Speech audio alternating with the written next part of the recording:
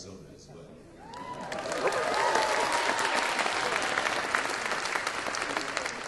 Last time I saw you was...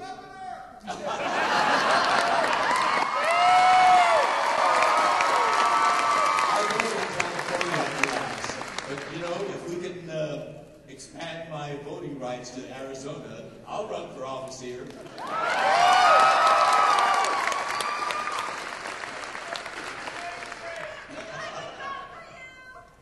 Thank you.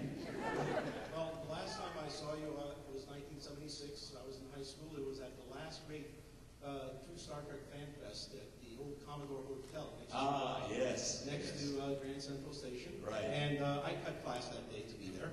That's her heart. I was also going to ask more about the movie Hell to Eternity. How did that impact your career, do you think, since you did work with Jeffrey Hunter? And also, on a personal level, what that meant to you. And I know you're working on a play about your time in that internment camp. Can you tell us more about that?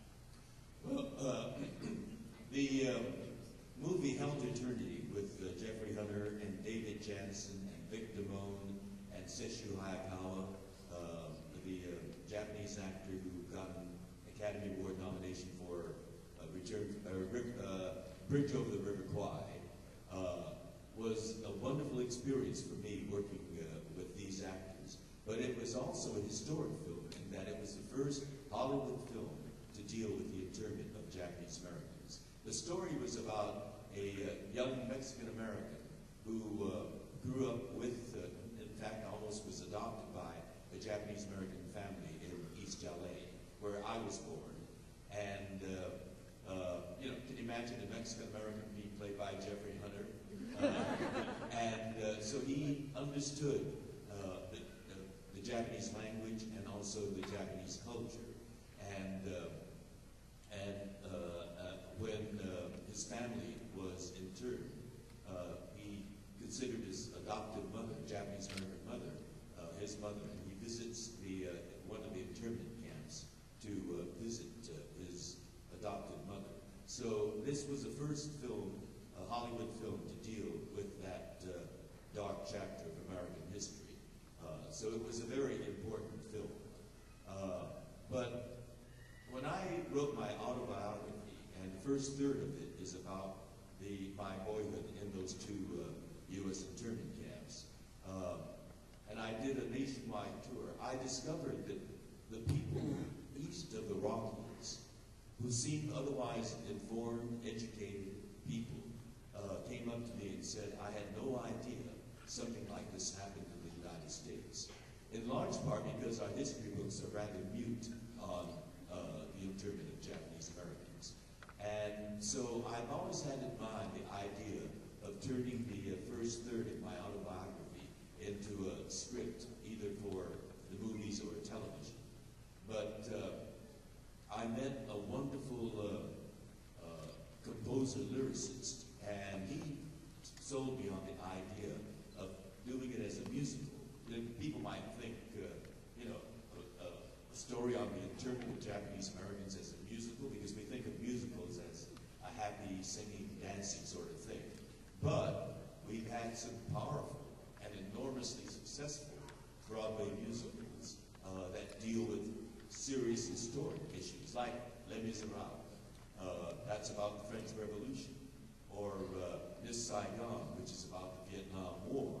And we've had some other successful musicals that deal with rather unpleasant subjects, like Sweeney Todd, you know, a murderous barber who slits the throat of his customers, and then they take the meat from the dead body and bake it into a meat pie, which becomes enormously popular. So I understood what this guy was telling me, that you could reach both the heart and the mind via music. And he created some sample songs for me, which was deeply moving. So for the last 3 years, we've been working on developing this musical called Allegiance, because it was our allegiance that was questioned by this government. We've had 3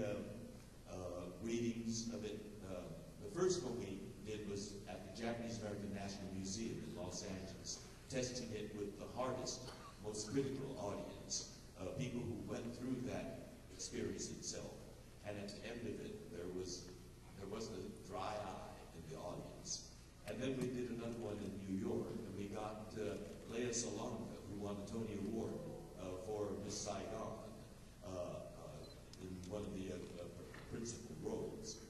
And it went over terrifically in New York as well. We got another reading in New York.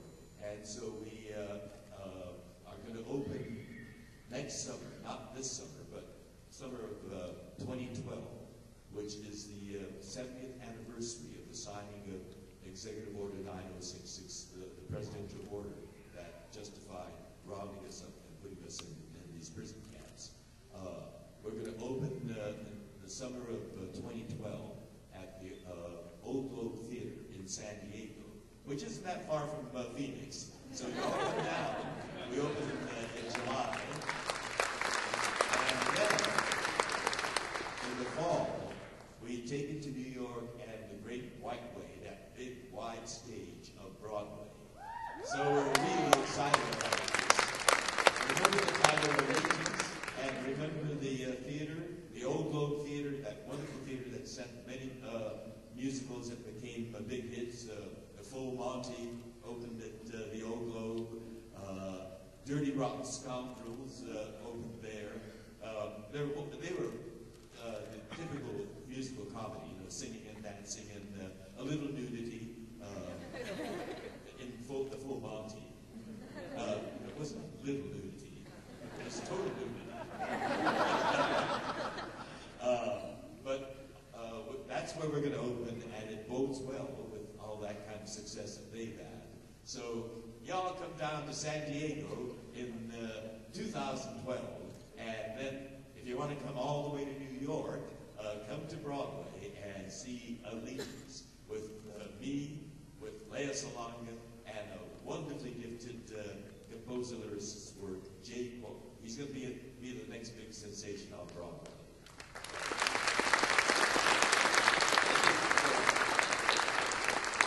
We've got George maybe for 5 more minutes. We probably have one question, maybe 2 left. I'll make it short. Thanks for the pressure.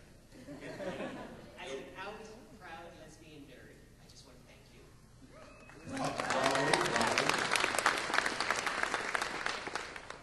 Now, I actually have a question. I have a small YouTube show called Nerd Chick, and my viewers asked me to ask you this question because I had asked them. Quick story. I had a dream the other night that was slightly romantic, involving the cast of Doctor Who. Deal with it.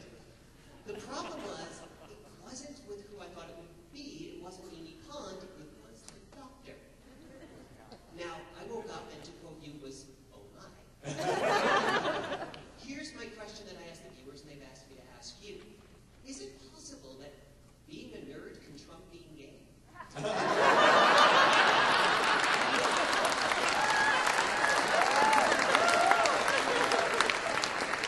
It's okay to be a nerd gay. A nerd.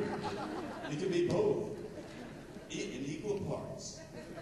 So the question is there anyone nerdy enough to make you go?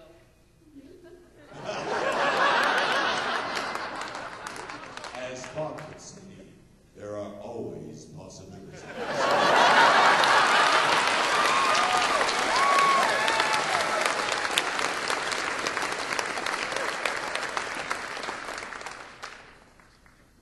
Real quick, first I want to thank you for all the wonderful charity work you've done for the LGBT community, the people of Japan, and everybody that you've helped over the years. Thank you very much. Overall, in this And I want to ask you about Susan, how did you actually get involved with that project? well, it came at me in dribs and drabs. I also support a Asian American Theater Company, which is the oldest minority theater company in America. There was an African American company in New York, in Harlem, but they went belly up, unfortunately. And so the East West Players of Los Angeles became the oldest minority theater in America. And I was was at their annual gala dinner 2 years ago, I think, and I met these two guys who came up to me and said they're developing a series, and they're thinking of me as the ninja master. I thought, oh, that's nice. Well, thank you very much, because many people come up to me with ideas, you know, that don't go anywhere. So I thought that it was going to be something like that. And then last year, I did a commercial for Sharp Television, in which I also used "oh my." You know, it's a common phrase, and it seemed appropriate. But apparently, people took it in the Howard Stern context, and it became very popular. And again, I bumped into one of them, and they said they're developing it. And I thought, oh, well, that's fine. They're still with it. And then my agent called late last year and said that there's an offer for me for this new series called Super Ninjas, and they want me to be the ninja master. And I thought, oh, so this is what they were talking about. So it was about the last 2 years that I getting word about that. And last year we did the pilot, and then, you know, there's always that pins and needles season. Is it going to sell or isn't it? And it did sell. We started filming this February, and we've been having a great time. In fact, as a matter of fact, we're filming it at Paramount, just 2 sound stages down from where we did Star Trek. Star Trek was on stage 31. That's where the Enterprise was. And on stage 32 was where the alien planet surface was. And 2 stages down is stage 24. They don't follow numerical order. And that's where our ninja dojo cave is. And that's where I inhabit. And I've become a hologram. And my grandson and his buddies call me holograms. And so I've had kids come running up to me yesterday saying, holograms, holograms. It's so refreshing at a convention like this where everybody calls me Sulu. I have a new identity, and these kiddies are ensuring the future of my career. I will live long and prosper.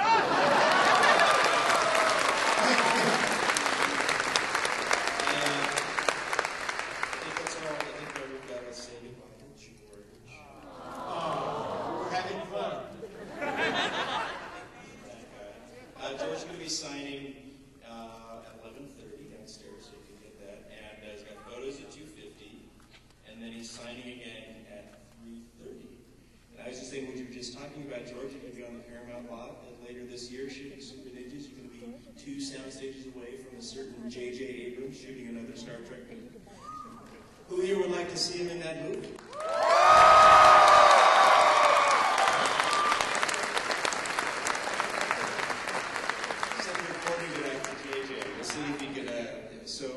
Thank you very much, George. Put in a good word for me.